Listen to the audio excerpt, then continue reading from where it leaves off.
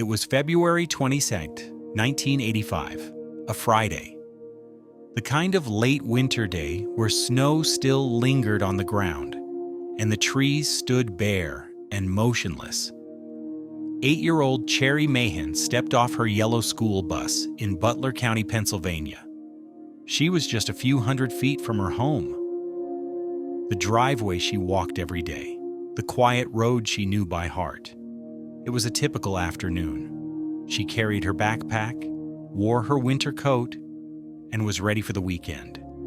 Her mother, Janice, had waited all day to see her, but Cherrie never walked through the front door.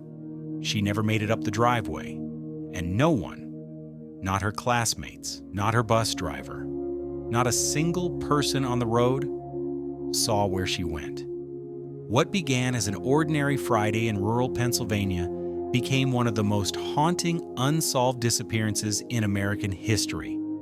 This is the story of Cherrie Mahan, the bright-eyed little girl who vanished without a trace. Vanishing Echoes presents a case that shocked a nation and remains unanswered nearly 40 years later. When Janice Mahan realized her daughter hadn't come home, panic set in almost immediately. She called neighbors, friends, the school. No one had seen Cherrie after she stepped off the bus. Within hours, local police were at the scene. They combed the driveway, the woods, the snow-covered fields surrounding the Mahans' rural home. Volunteers joined in, dozens of them, searching in the cold Pennsylvania dusk. Flashlights slicing through the dark. Helicopters flew overhead. Dogs tracked scent trails that led nowhere. No footprints, no dropped backpack, no signs of a struggle. It was as if Cherrie had simply vanished, swallowed by the silence of the woods.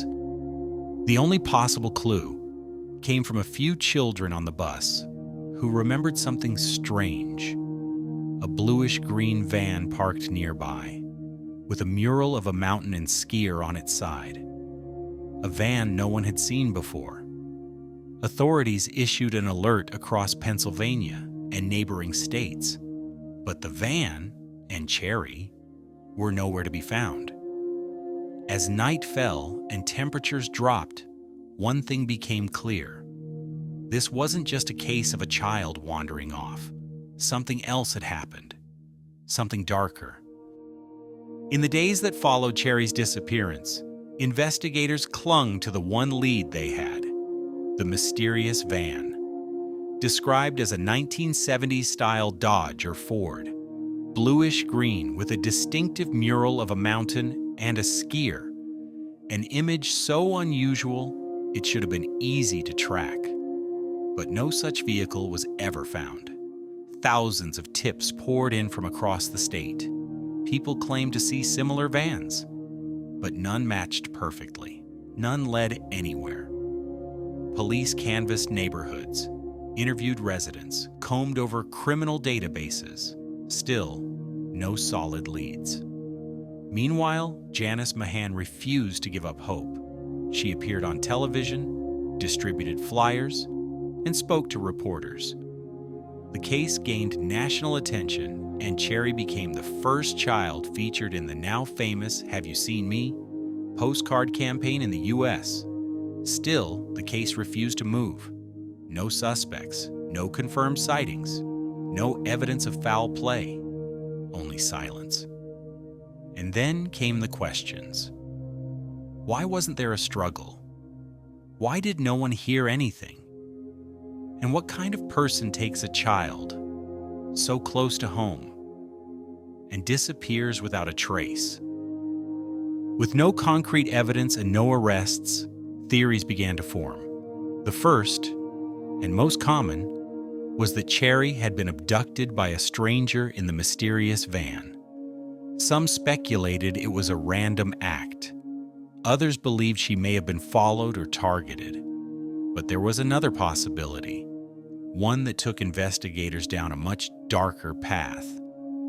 Some suggested the abduction could have been planned by someone who knew the family, someone familiar with their routines. Suspicion even briefly turned toward Cherrie's biological father, who had not been involved in her life. But no charges were ever filed. Others theorized that Cherrie may have been taken into a child trafficking ring, but no evidence ever supported that. The lack of physical evidence, the absence of a struggle, and the vanishing without a trace, it all fueled speculation. Was she taken by someone close? Was it a crime of opportunity? Or was something more complex at play? For years, the theories multiplied, each as painful and frustrating as the next. And still, no answers. Decades passed. Each year, on the anniversary of Cherrie's disappearance, her mother, Janice, would speak to the media. She never stopped hoping. And then, in 2011, 26 years after Cherrie vanished, a shocking letter arrived at the Center for Missing and Exploited Children. The anonymous message claimed to be from Cherrie herself. The writer said she was alive, that she had been abducted, that she knew what happened.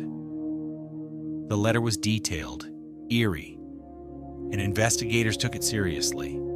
It mentioned people, places, specifics only someone involved could know, but attempts to trace the source led nowhere. The letter could not be verified. Still, it reignited interest in the case, and in 2018, a new age progression photo of Cherrie was released. She would be 41 years old today, but as the years go on, the trail continues to grow colder. For Janice, the silence is the hardest part. She once said, "If she's out there, I want her to know I never stopped loving her, not for 1 second." Today, nearly 4 decades later, Cherrie Mahan's case remains open. Her face still appears on posters, websites, and in the memories of those who remember the day she disappeared. She would be a grown woman now, with a life, a story, a future that was taken from her. Janice, her mother, still lives in the same area, still lights a candle every year on February 22nd. She has never moved, never left, always hoping that one day her daughter will return. The Mural van was never found. No one ever came forward with answers, no body, no confession, no justice, just an echo, a name that haunts a quiet Pennsylvania road, Cherrie Mahan. If you know anything about her disappearance, please contact the National Center for Missing and Exploited Children. Vanishing echoes exist to tell the stories that were never finished, and this is one of them.